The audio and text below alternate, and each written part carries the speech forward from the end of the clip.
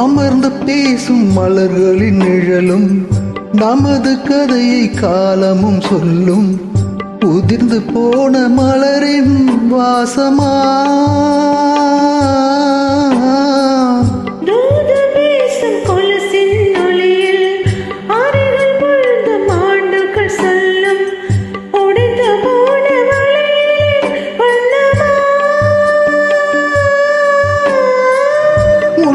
கையில் வெப்பம் சேர்க்கும் விரல்கள் உந்தன் கையில்.